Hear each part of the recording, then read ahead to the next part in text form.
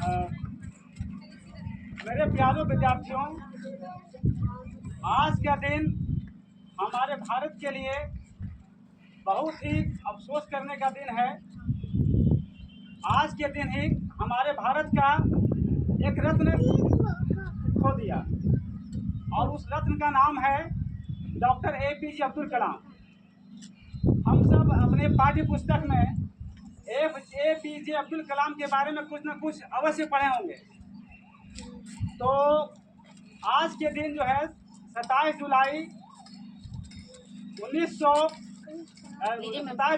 2015 को शिलोंग में एक व्याख्यान देते हुए अपने भारत के 11वें राष्ट्रपति डॉक्टर APJ अब्दुल कलाम का निधन हो गया था।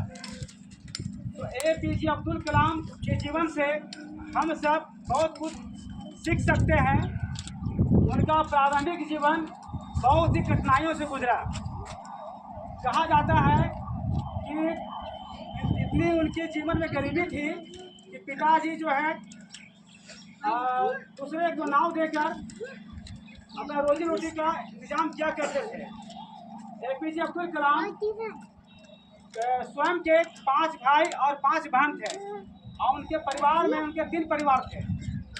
आप अनुमान लगा सकते हैं कि 3 परिवार और उनका एक परिवार में एक माता पिता और खुद के 5 भाई और 5 बहन, अपने परिवार में 12 हो गए और उनके 2 अलग से 2 परिवार थे। इतने परिवार होने के बाद भी उन्होंने पढ़ाई को जारी रखा। भले ही उनके पिताजी पढ़े लिखे नहीं थे, इसके बावजूद भी उनके पिताजी दूसरे को नाव देकर, भाड़े में नाव देकर अपने जीविकोपार्जन का काम किया करते थे।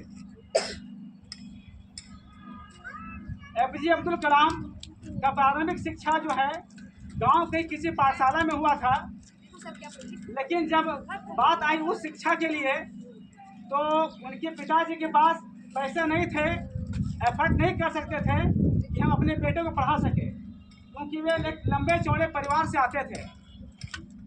इसके लिए उन्होंने अखबार बेचने का काम शुरू किया। आप सबने देखा होगा, आपके गली मोहल्ले में अखबार वाले आते हैं, हम लोग उनको देखते हैं वो किस प्रकार से कितना परिश्रम करके अखबार बेचते हैं और अपने परिवार का भरण पोषण करते हैं। यही काम APJ अब्दुल कलाम एक पार्ट टाइम में किया करते थे।